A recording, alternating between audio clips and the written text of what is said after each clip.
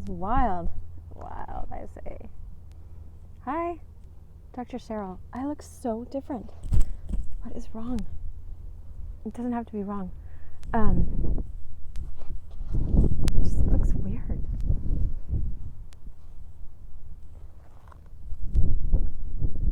It doesn't look like me. Okay, so it's funny because maybe it goes with our theme. My name is Dr. Cheryl Meyer, and I got a new headset because my old one broke.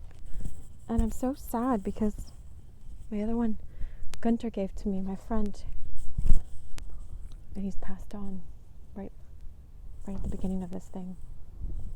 But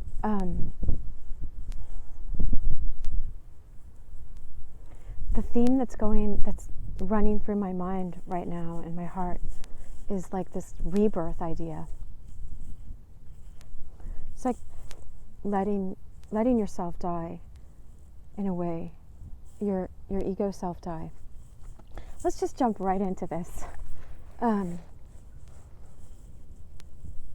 It can't be from force. It kind of has to be from letting go. It wasn't done by me willingly, and you guys have all seen this process.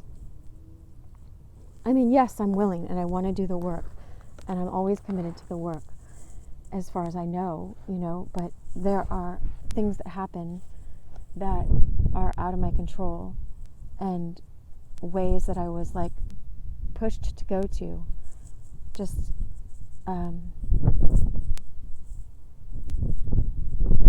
by love. It's so cool when the universe sets things up where you want to do something out of love.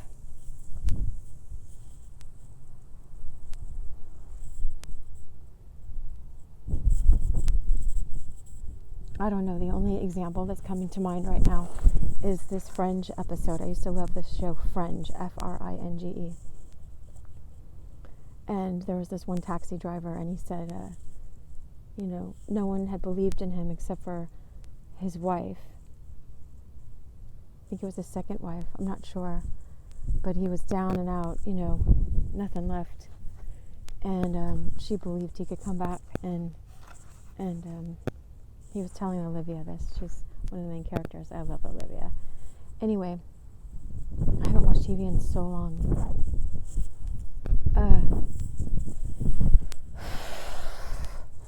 So I was joking to one of my friends that I had to change the name of the channel from Dr. Cheryl Meyer to just Fall in Love with Cheryl.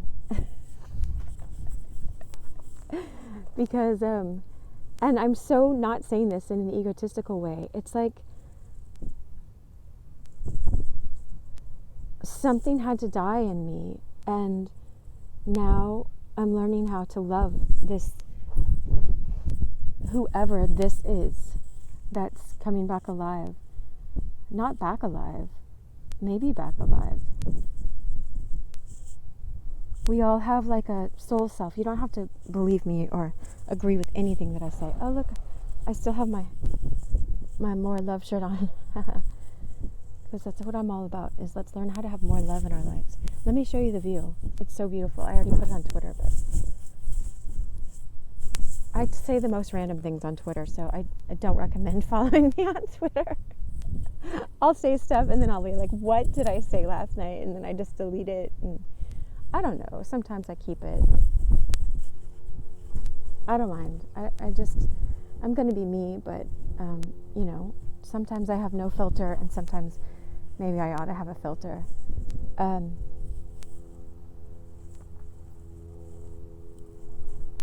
sang a few songs last night, two songs, I put them up. I was just feeling songs. I think the songs are, I'm understanding a little bit more.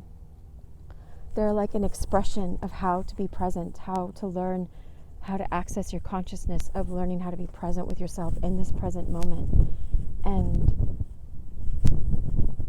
have the conversation with a song, have an interaction. Maybe because I don't have a lot of other people around me right now. I have friends. Some of them, are still distancing. If you guys know what time of the, I feel like time time is relative, and I want to make my videos timeless, so I don't always mention current events because, oh, look at that. It's a crow. Because I don't know when people are going to come across this. Like, you could come across this in 22, and, you know, it is relevant to you at that time for some reason. I had a vision of stuff like that, so I don't put it past it. But anyway, I was saying fall in love because, you know, if you want to learn more about that, you can watch my whole video on Play the Game of Love. I don't think I sing it. I think I have the Queen song on it until I have to take it off. But it's like play the game, fall in love. You're learning how to fall in love, and falling is an act of surrender.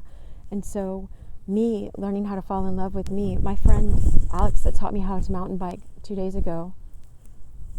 Yeah, 2 days ago, and then I went yesterday by myself, and then today. He was saying to me, you know, I think he said it in one of the comments, he's like, I can't understand how you're so fearless. And I was thinking about that today on my ride. I was like, I got nothing to lose. I have nothing to lose. Like, obviously I have kids, and I choose to honor the life that I have. It's been given to me. It's a gift. So I'm not suicidal, but I think being willing to die every day. Oh yeah, hello. That's what Christ taught us, you know. He says, take up your cross every day and follow me. Like, be willing to be courageous, face death. Like, what do I have? I'm not trapped by anything. I'm not bound by anything or anyone. I have so many social constructions around myself that I'm just letting go. Anything not aligned must go. I'm learning how to let go, learning how to, you know, instead of pining after a lost love or whatever, it's like reciprocity or bust, you know?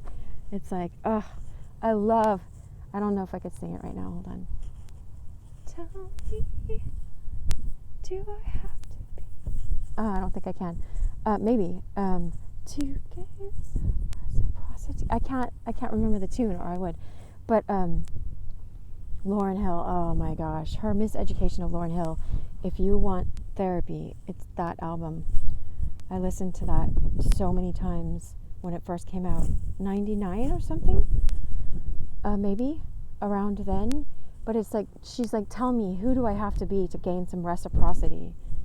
And then another part of her song, can't remember which song, but it's like, die for me, die for me. You said you'd die for me. Live for me, live for me. Why won't you live for me? You know, and it's like, oh, she's so good. She's so good. She experienced all this. Thank you, Lauryn Hill. I love her. She has like 4 or 5 of Bob Marley's grandchildren. So she's like in the family because Rohan is the father. And anyway, love is so beautiful. It's so beautiful. You know, my friend, I hope he doesn't mind. I won't mention your name. One of my friends was saying like, oh, you know, it's like you're singing to a prince, you know? And I'm like, I'm singing to the prince in myself, and I'm singing to the sleeping princess in myself, and I get to wake her up every morning with a kiss. If I choose, if I remember to be kind and be tender and be generous with myself, not my ego self. It's so different. It's so different. I could cry because it's like trying to fill up that other part of myself was like an endless, hopeless cause. But this is like, it's like I burned through the fire. I don't know how to say it. I felt a birthing process the other day because I miscarried one child, and that was horrible because it was on the day of Elliot's death, a year after he died, on the exact anniversary. My doctor called and she said, it was a woman doctor, she's like, the white count has gone down, or blood count, or HCG count, or whatever, and so you've lost this baby, and it was like 1 year anniversary. But besides that is then I birthed 2 children. And let me tell you, the first one, I think I watched all 3 Lord of the Rings while I was in labor, because labor lasted for 26 hours, I think. I don't know, it was a long time. And then when you give birth, let me just tell you, you don't have to visualize it, but I started singing like the burning ring of fire. It's so painful. And I elected to get the drugs. Oh, but you know what? I have friends that know how to do it naturally and do it in a tub. And, you know, the second one, my second child wasn't as hard, as difficult. But let me just tell you, though, it's like, it is similar to the hill that I just went up on my mountain bike. It's just like you feel like, I can't possibly do this. I cannot possibly do this. I'm going to die. It feels like you're going to die. And you just go as far as you can. This is what I was doing, is like on the way up the hill. Is like, go as far as I can. And I look, 4 feet, 10 feet ahead of that. And I'm like, I'm going to that next bush right beyond that. And then I walk my bike a little, breathe. And then I'm like, oh, maybe I just needed a breath. I'm not going to keep walking my bike up the hill. I'm going to ride my bike up the hill. It's so funny because I met these guys yesterday, mountain biking. And sorry, I'm chewing gum because it's just really fun when you're going up a hill to taste a little bit of cinnamon because you're dying and you're like, oh, how am I going to do this? But I don't want to be like, hi, I'm an American. I grew up in Texas. Y'all want to hear me chomping on my gum? I had to do accents for one of my videos. Hello. Sometimes I can do a British accent. I won't try right now. Anyway, I just did. What was I saying? So I met these guys yesterday, and they were giving me more mountain bike tips, which is fun. And so I was like, yeah, I keep hearing, you got to feel it to heal it. Sometimes, like I've been saying in some of these videos, and sorry, I've got like a cheap knockoff headset now. I just had to get what I could get on Amazon. I was going to go by CV at the drugstore today and get better ones for you guys, but lunch was getting cold, so I wanted to bring it home. I mean, I cooked lunch again. Sorry. I'm not sorry. I'm being me. Anyway, so where was I? Oh yeah, so I was telling them, I keep hearing, you have to feel it to heal it. Like sometimes we have all this stuff and we stay all macho and we're like, yeah, I'm all that. Like, I don't need any ladies. I don't need any men. I hope you know. Anyway, no, it's not like that. It's like, I'm tough. I can't have my feelings, but boys don't cry, Boys don't cry. They do. Sometimes, like I tell my clients a lot, if you have this heart, and if you don't feel protected around it, what we do is we depress it. We press it down. To depress is to press down. And so we press it down so that we don't feel all the arrows coming in of life. I have a few videos of this. My long one with a PowerPoint where I used to hide and not be on the camera because I didn't want to be on the camera. And that one talks about all this stuff. But so we depress, and when your heart's pressed down, you can't feel love and alive unless you're doing crazy stuff. Not crazy, do whatever you want, but I mean, I'm not giving you permission to do whatever you want. I'm saying we do stuff to try to create a high because we don't know how to be high on life by feeling our feelings and loving. And one of the things I wanted to tell you guys is like, when you're in the middle of it, okay, so what I was saying at the beginning about we're in a timeless sort of place. When you think of your logical brain, it can be like linear and you can see time and there's increments and you look at your watch and blah, blah, blah. When you're in a feeling state, it's different. It's like, when you're doing art and time just passes, or you're making one of these videos, or you're meditating and you're like, how did an hour pass? And so this is what happens when you're in a feeling state. Like when I'm feeling great and expansive and looking at the ocean, it feels like this feeling is going to last forever. And Saint Ignatius and some of these saints call it a consolation. And his suggestion, Saint Ignatius, is when you're in the consolations to, write stuff down, write it in your journal, or remember, note it in your memory, so that you remember the consolations that you had and this feeling of contentedness and peace. Because when you go into the desolations, that feeling state also lasts. I remember feeling just like a few days ago, like I'm in this dark place, and am I ever going to leave it? It didn't feel like I was ever going to leave it, and now I'm on the other side of that. That was the birthing day. It was, I don't want to list all my private stuff on my YouTube video, but it was like everything in my personal life looked like it was in jeopardy. Everything in my housing life looked like it wasn't going to come together, like I was going to lose everything, like homeless, I don't know. Everything in my job life looked like, because we're in this weird state, and it's like, do we need offices right now, or I don't know, all this stuff. I won't go into it, but it was personal and housing and job and romantic life, I guess, if you want to call it another, that looked like heartbroken forever or something. I don't know how to describe it. And then also there was another loss going on in my life. The trifecta, that is not a trifecta, it was a fivefecta. Whatever that is called. Pentafecta, if we're going to do Latin. Anyway,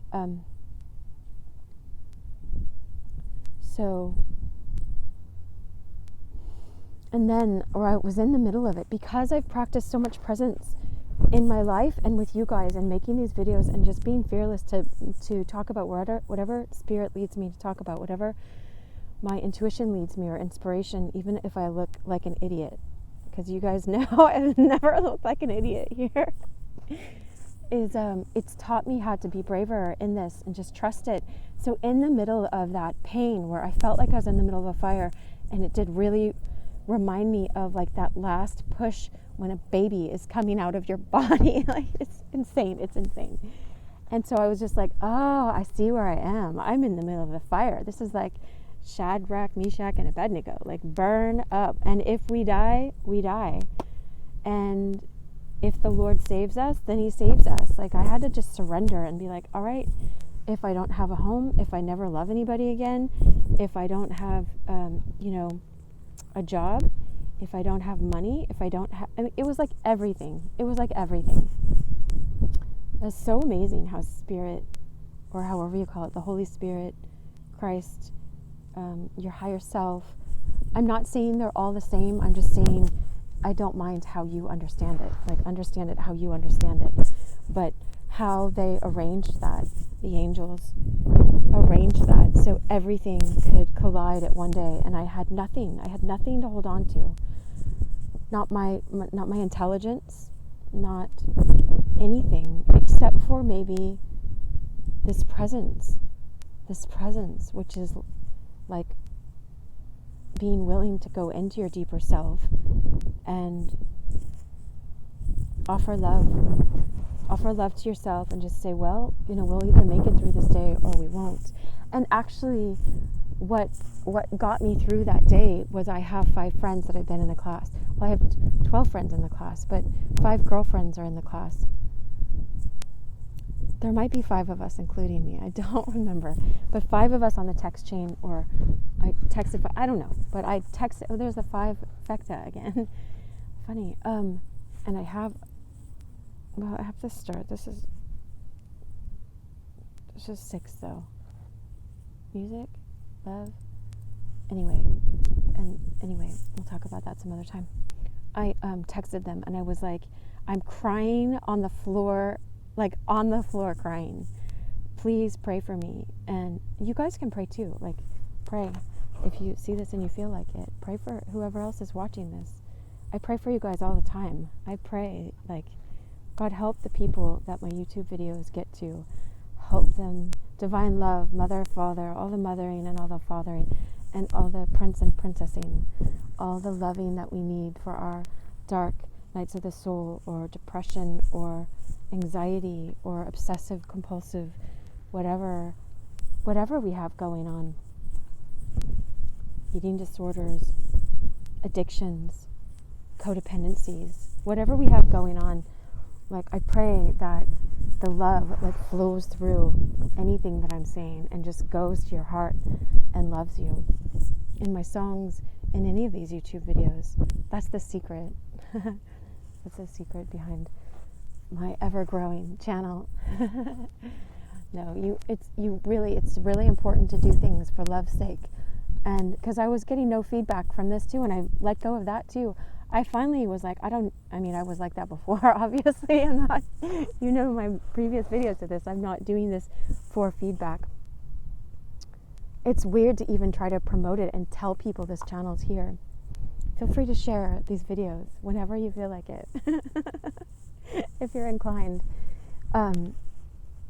But I let go of that too. And it was so sweet because someone wrote me that day, the end of that day, after my friends were praying for me and I had been crying a lot.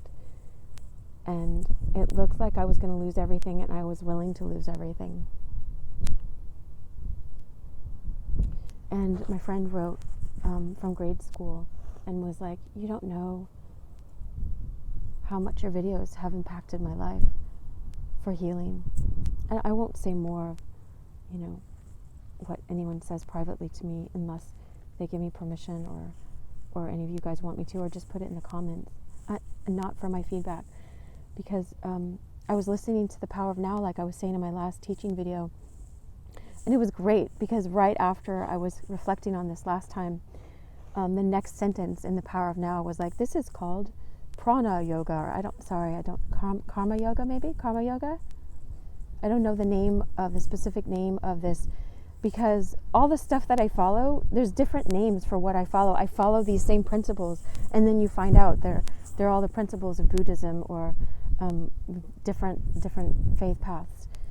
It's wonderful. I love it. But it was called a specific path when you do things for love's sake, just because you love and because you're following the Spirit's leading, and who knows if you'll ever get any kind of feedback. Gosh, I know loving that way.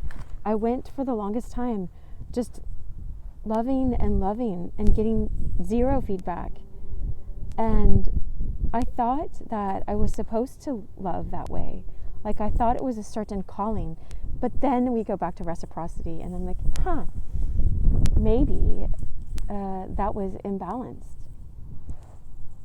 But I still don't regret any of the unconditional part of just like, you be you, and I'm going to keep loving because that's how I am. That's the nature of God. God, the mystery, the ineffable mystery that is divine love, is loving. I'm looking at my Christ picture. You guys know it in my wallet right now. He's hanging on this. You guys are on my bike. Here, I'll show you. My bike handle. I put my bike down like this because people take panoramic pictures up there and like photos with their family, and so, but Christ is right here looking at me. This is great. And so he was always emanating love. He embodied the divine, the God-man, but the divine feminine aspects and the masculine. He was affectionate and intuitive and loving and nurturing, and all the masculine aspects.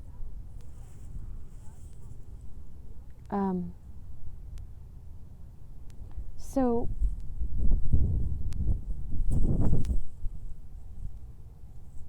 all of this is connected, I guess, with Alex asking me, like, how can you be so fearless? I have a girlfriend named Alex too. I love her, but she's been such a help in all this. We're all here for each other, you guys. And I can be fearless only because I surrendered everything. I keep surrendering everything. I have to keep surrendering everything. Oh gosh, maybe that is the play the game video. I think it is my play the game video. I kept talking about a word that had come up. It's a German word, Gelassenheit. I'm sure I'm butchering it, but it's about surrender. And it's so funny. That sucks. Gosh. I knew, I was told by spirit or by a vision or whatever you want to call it, inner vision, that it was important for me to reach a state of Gelassenheit, which is surrender. And I'm like, yeah, good luck with that, And I kept trying to surrender. And I mean, you can try, but if you're not doing it because we stay in our comfort zone, then if you keep praying to love more, then divine love is going to create a way for you to love more. And that's going to be through surrender. And that is going to be through death and rebirth. And so welcome to my world. That's what I wanted to tell you guys, is I'm still here. I'm still here on the other side of that. I really feel like I'm in my butterfly stage now. And no, I'm not in any part of weird stuff. I did all this rabbit hole searching of conspiracies. And I'm like, I'm not letting any conspiracy take away the image of the butterfly that comes out of the caterpillar, or the phoenix rising from the ashes, or whatever.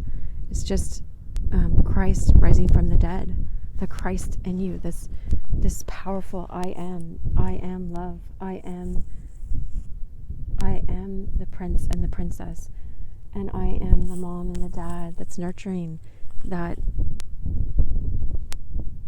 Daskalos used to tell a story, and it's the same story that Christ told when he told of the prodigal son. Told a story about, of course it was masculine. Okay, whatever. We can make it feminine as well. There was a prince and there was a princess, and both of them were out in the world and they had forgotten their royal birth, and they saw themselves as destitute and lacking. And one day, both of them, because of a solar flare, I don't know, the universe created the circumstances for everything to be taken away from them, for them to wake up, just like the prodigal son. He's like, what am I doing? I'm craving the food that they're giving to pigs right now. Oh my gosh, I saw the funniest thing on YouTube the other day. I think this was after I fasted on YouTube the other day. But we have a place called Chuck E. Cheese here, and it's like you go and you get tokens to buy really cheap, toys that you get with your tickets. And it was a card that this lady was talking about, and it said, girl, he traded gold for Chuck E. Cheese coins. And I'm like, it. But that's what we can do to ourselves. It's not about blaming someone else. And so go back to the prodigal son, who is, it's a story that Jesus told, a parable of a son who took his inheritance and went out into the world and spent it on, gambling and women and drinking and partying with people and whatever else we spend it on. We spend it on getting our own cheap highs, our Chuck E. Cheese coins. And finally, he's starving because a famine went through the land, because you go in the desolations, And he's like, what am I doing here? Like, there are people that are like the feet washers, let's say, in my Father's kingdom. They're working for that money, and they have plenty of bread to eat. And I'm sitting here starving, wanting to eat this food that I feed to the pigs, and the pigs are unclean animals in the ancient Jewish tradition, and now with the Orthodox too, and so it's like I'm craving the food of the most unclean animal that there is. Who am I? What did I? So it's like when Daskalos would tell the story, is like the prince would wake up and go, I forgot I'm a prince. The woman would wake up, I forgot I'm a princess, and I ought to treat myself with dignity and worth and kindness, and learn how to create a space where I can be in the present, and create a space where I can feel my feelings, and create a space where I can not judge other people and let them be where they are. Let them be where they are. Love, love, always love. And forgive myself. One of the things, I was listening to a song just on my way up here on a bike, and it was like, aw, that was so sweet. My son called. I forgot to put it on airplane mode. That was so sweet. I mean, he didn't talk because he's a boy. He's like, I'm like, what are you calling about? I don't know. I'm playing a game. Call me back later when you're done with your video. Oh my gosh. Boys. So, I was listening to the song on the way up here. And it was like, I sang You're Beautiful last night, the James Blunt song, but this is like, you're so beautiful. So damn beautiful. I like the beginning part of the song, and whatever, it doesn't matter. But I forgot what I was going to say about the learning how it's not about embracing your beauty. There's something. Now I lost my train of thought because I made the phone call. I made the phone call back. It'll come back. But so it's remembering your soul self and how to honor and cherish that part of you. And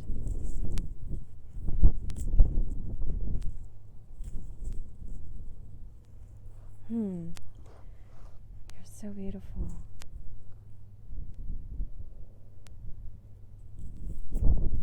It's a funny song.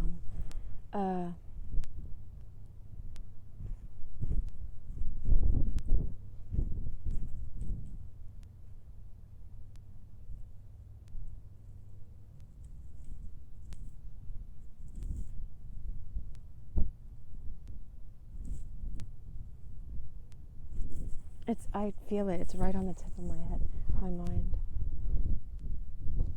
Like a dream that you're trying to remember.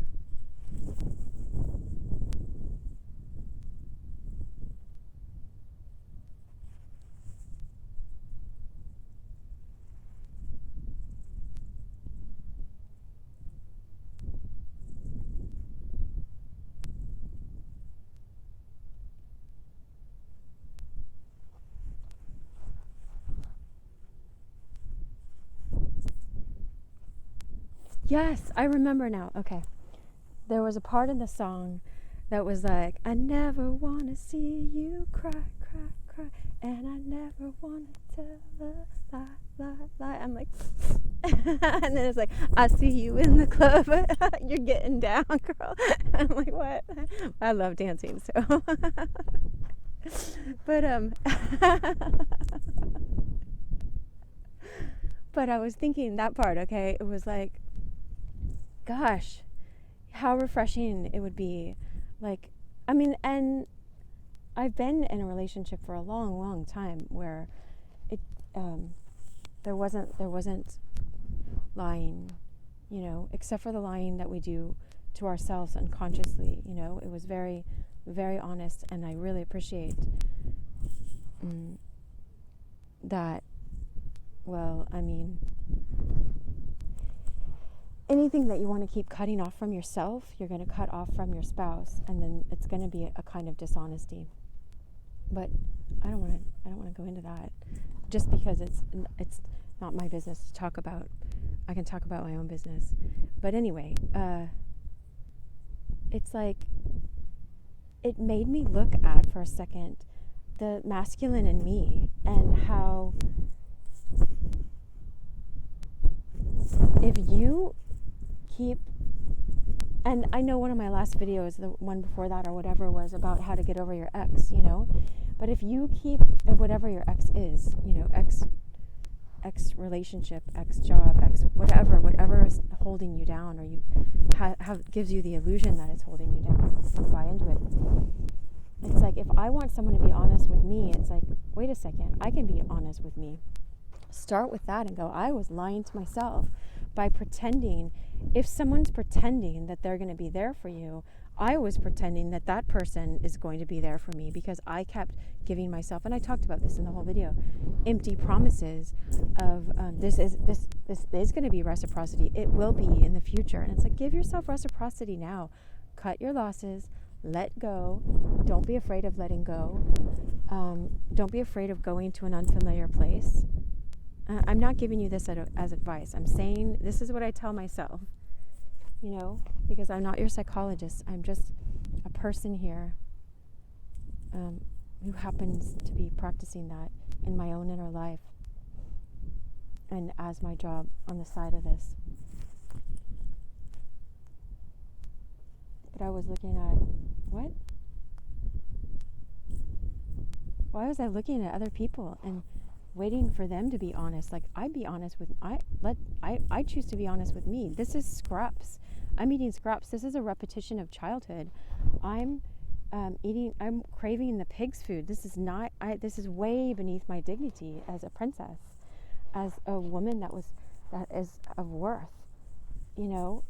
But it's a repetition of childhood. Like, of course, if you felt like, you know, if they taught you all you deserve is scraps, then you just think that automatically until you learn. When you know better, you do better, you know.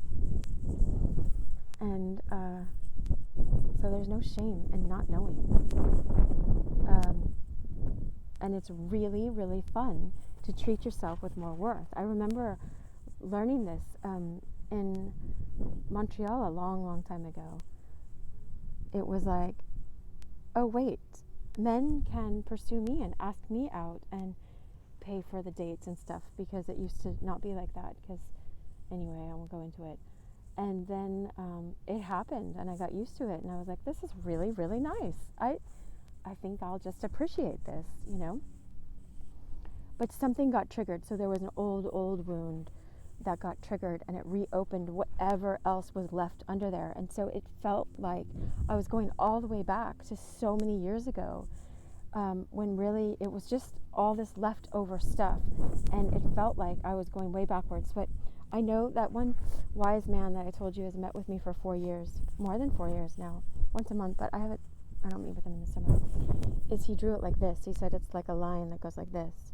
And so when you're down here, it feels like you're all the way back at the beginning, but you're progressively going up, and then, you know, the circles go. And so I've drawn it before on videos, but this video is getting long enough. Let's see.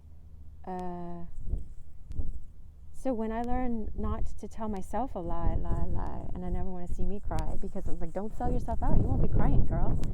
I don't want to sell myself out for anything. I made a video on that. That was like a 6-minute video. That's a fun one.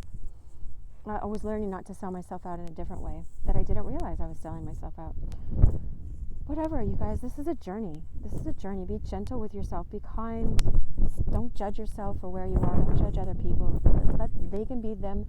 It's just, we're not children anymore. We're not waiting for our parents to come and rescue us. Like, rescue yourself. Like, you know, get on my own bike and go down the hill, go up the hill, whatever. Don't lie to myself. Don't offer myself scraps just because someone else is offering scraps. If that's all they can offer, let them go offer that to themselves. You know, they're believing a lie, but you're believing a lie if you keep waiting for them to offer you something different. Live a full life. I want to live in joy. It's really fun to love myself in a different way than I ever have before. And so I'm not making this up. You guys have seen this whole journey. If you've been following these, it's been really, really painful. And I don't mind, pain's going to come again, but it got cleaned out. I can feel it's cleaned. I feel so clean. It's like it got burnt out in the fire.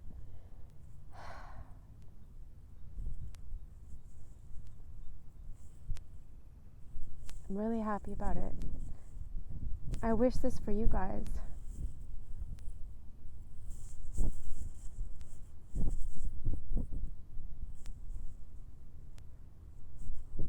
I hope your broken hearts heal, and that I can be a comfort to you in this journey. You're not alone. Ask for help. There are good people. Don't ask it from the toxic people. I'm like, oh my gosh. But it's hard for us to recognize the good people sometimes when we're in the middle of that feeling of lack, and we can never Look at how the sun just came out. The sun just came out.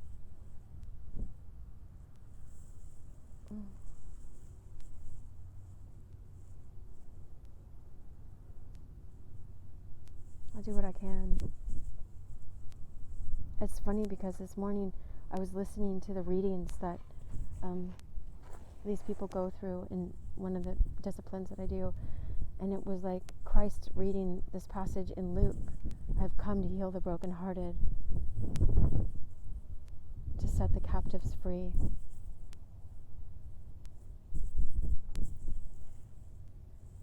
And that always comes up when I've just been reborn from the ashes. Because I know that's my heart's calling, is to heal the brokenhearted and myself, and do what I can to bring comfort to you guys. Our consciousness, our inner work, our learning how to be present is a gift to other people. It's not for yourself. I mean, do it because we have a higher calling within ourselves to love, to higher love, to learn how to love in a more true love. I want to be a true lover. Be true love to yourself, and then it helps you to other people.